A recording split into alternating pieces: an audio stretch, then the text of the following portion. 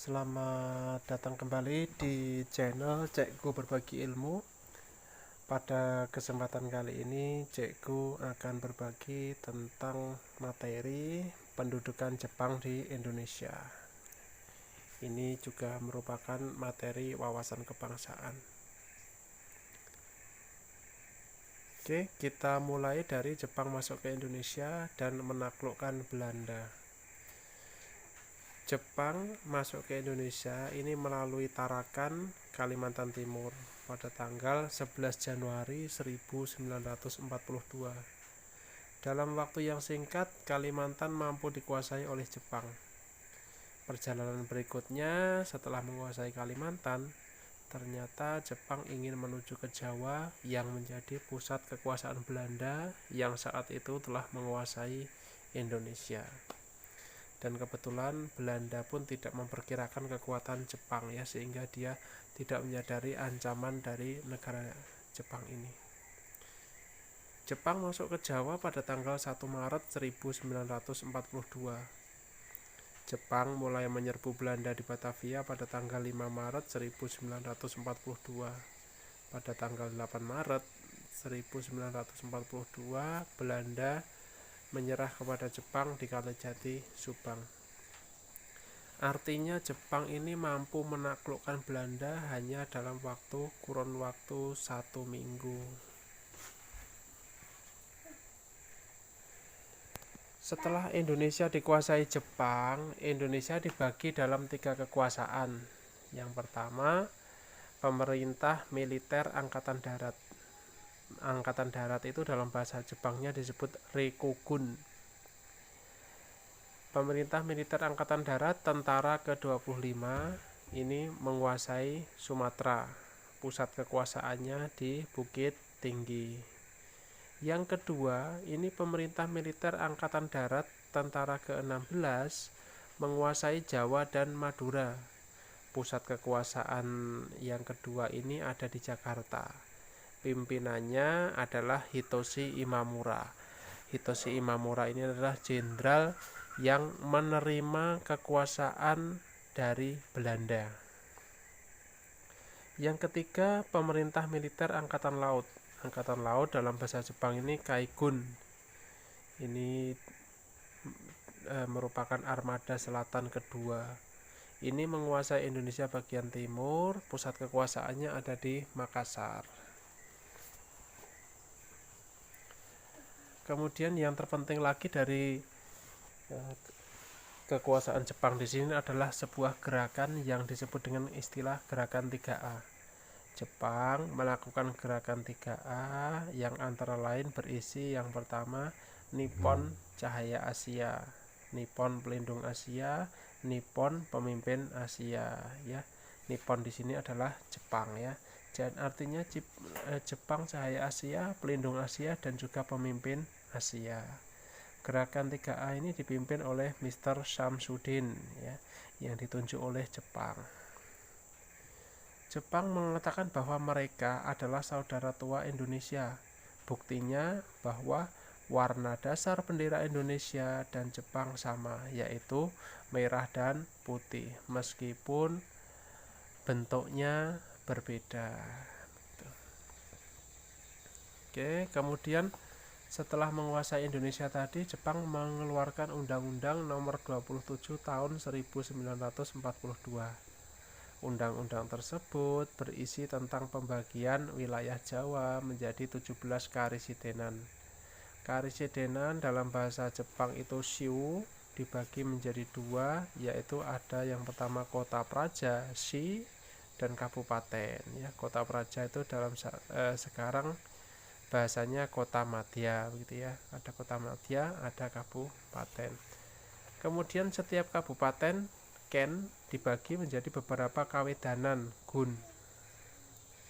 Kemudian setiap kawedanan atau gun dibagi menjadi beberapa kecamatan. Nah, ini dalam bahasa Jepangnya son. Kecamatan atau son ini dibagi menjadi beberapa desa. Bahasanya ku.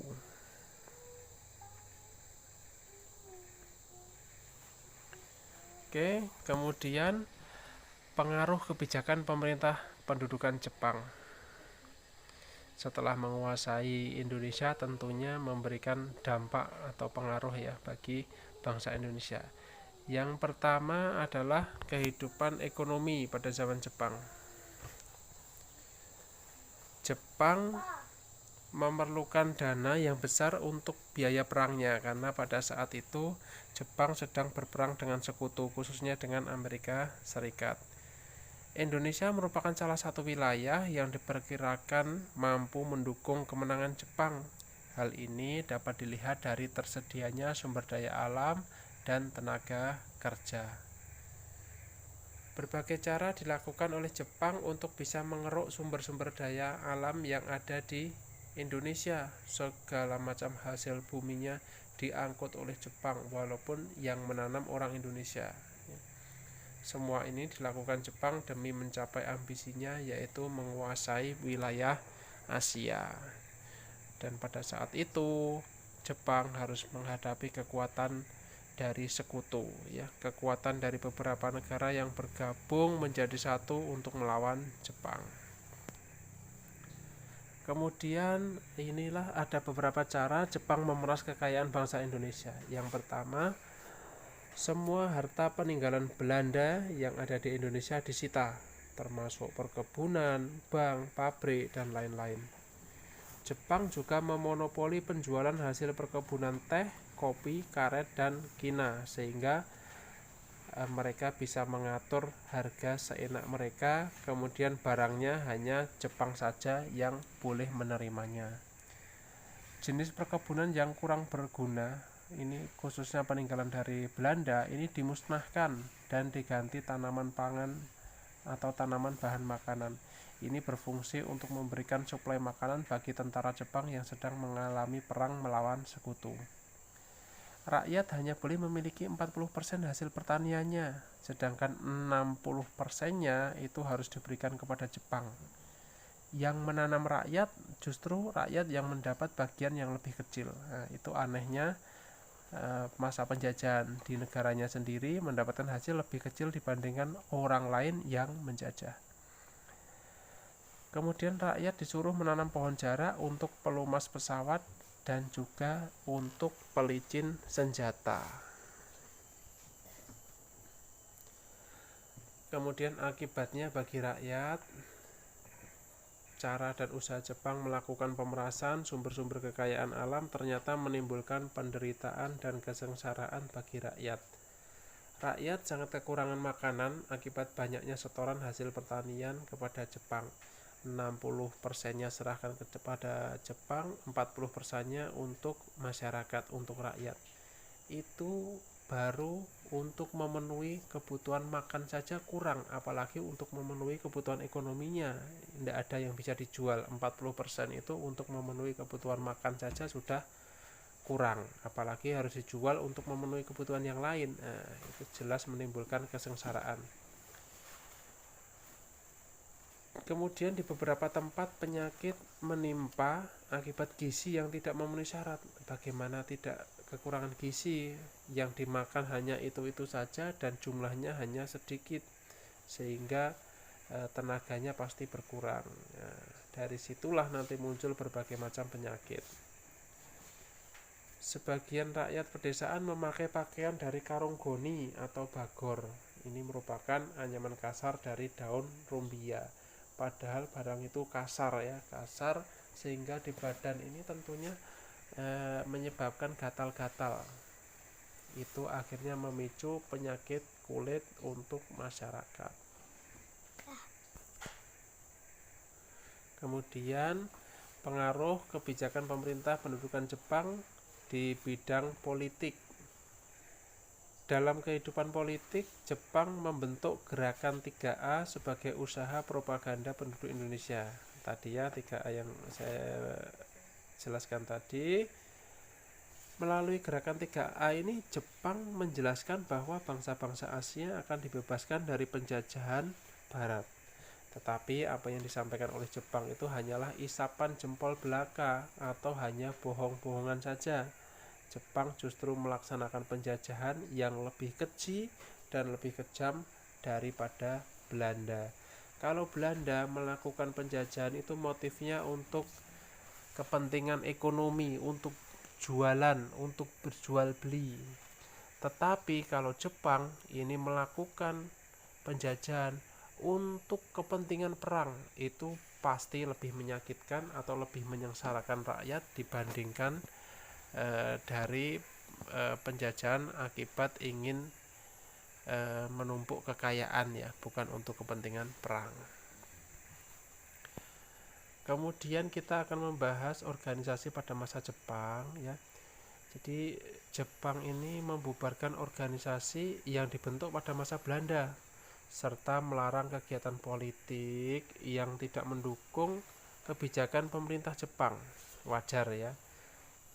Organisasi politik pada masa Belanda ini dianggap organisasi-organisasi yang cukup membahayakan, karena pada waktu itu segala bentuk perkumpulan-perkumpulan itu merupakan hal-hal yang sangat tidak diharapkan. Karena apa? Perkumpulan-perkumpulan pada waktu itu pasti akan membahas tentang sesuatu. Nah, itulah yang tidak dikehendaki oleh Jepang. Akibatnya pada tanggal 16 April 1943, Jepang membentuk organisasi Pusat Tenaga Rakyat Putra. Harapan dari organisasi ini sebenarnya adalah sebagai perpanjangan tangan Jepang untuk mendapatkan simpati dari masyarakat. Ya, para tokoh terkemuka dalam organisasi Putra ini dikenal dengan sebutan 4 serangkai. Mereka itu adalah Insinyur Soekarno, Muhammad Hatta, Kiai Haji Mas Mansur, dan Ki Hajar Dewantoro.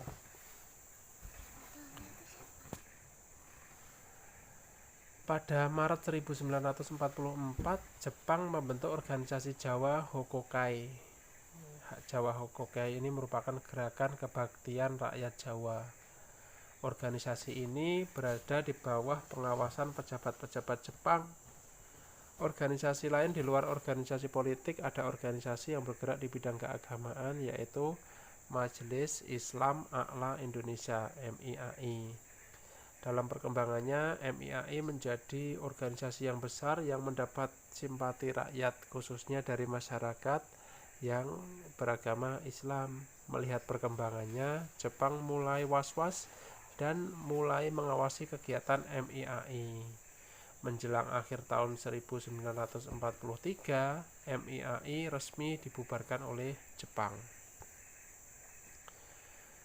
Setelah MIAI dibubarkan, para pemimpinnya tidak berhenti sampai di situ saja. Mereka membentuk Majelis Syuro Muslimin Indonesia atau disingkat Masyumi, ya. Masyumi ini nanti dalam perkembangannya menjadi organisasi yang besar yang cukup populer di kalangan perpolitikan Indonesia pada tahun 1950-an. Masyumi ini dibentuk di bawah pimpinan Kiai Haji Hasyim Asy'ari dan Kiai Haji Mas Mansur. Kebijakan Jepang yang menekan organisasi-organisasi pergerakan nasional ternyata tidak dapat mematahkan semangat untuk mewujudkan Indonesia merdeka. Justru para pemimpin nasionalis memanfaatkan setiap organisasi bentukan Jepang ini untuk menyelipkan pernyataan-pernyataan yang mampu membangkitkan semangat persatuan rakyat Indonesia. Kemudian ini tentang pengaruh kebijakan pemerintah pendudukan Jepang di bidang sosial. Jepang melakukan pemerasan tenaga bangsa Indonesia melalui Romusa dan pembentukan organisasi semi-militer dan militer. Jepang menerapkan kerja paksa atau Romusa untuk membangun berbagai macam sarana, termasuk sarana pertahanan, seperti kubu-kubu pertahanan, gua, gudang bawah tanah, lapangan udara darurat, jalan-jalan, dan lain sebagainya. Tenaga kerjanya diperoleh dari desa-desa di Pulau Jawa yang penduduknya amat padat. Pada masa Romusa ini bukan hanya dikirimkan ke luar Jawa, tetapi juga sampai ke beberapa negara di luar Indonesia, karena memang untuk mendukung kepentingan perang Jepang melawan sekutu. Bisa jadi dikirim ke Malaysia, Thailand, Vietnam, dan lain sebagainya. Oke, kemudian setelah Jepang dipukul sekutu dalam pertempuran di Laut Karang pada tanggal 7 Mei 1942, Jepang berupaya menarik simpati bangsa Indonesia. Jepang memanfaatkan para pemuda Indonesia dengan membentuk organisasi semi-militer seperti Seinendan, Barisan Pemuda, Fujinkai, Barisan Wanita, Kaibodan, Barisan Pembantu Polisi, dan Shui Shintai, Barisan Pelopor.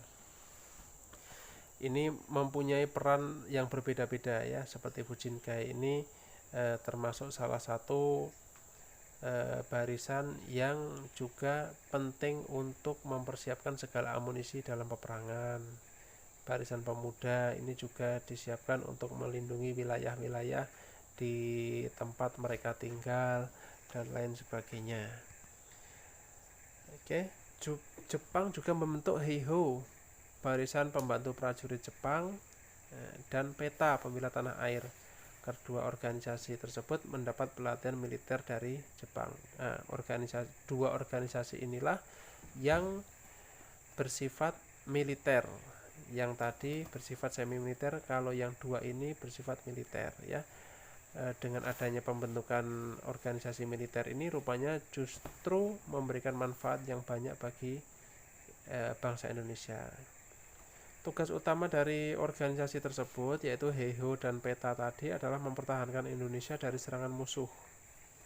Sudah jelas ya, ini untuk mempertahankan diri dari serangan musuh. Tetapi pada akhirnya justru musuhnya ya Jepang itulah, akhirnya justru organisasi ini melawan Jepang itu sendiri.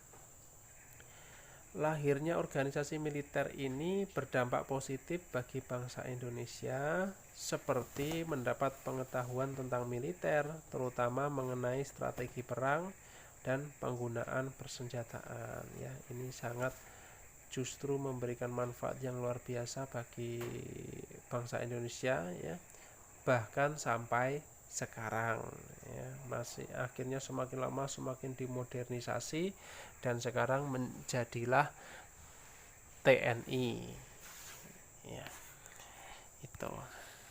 Oke, itulah tadi pembahasan tentang pendudukan Jepang serta pengaruhnya ya, baik dalam kehidupan politik, sosial maupun ekonomi. Oke, semoga bermanfaat. Mohon subscribe dan nyalakan lonceng notifikasinya. Terima kasih, tetap semangat dalam belajar. Selamat pagi.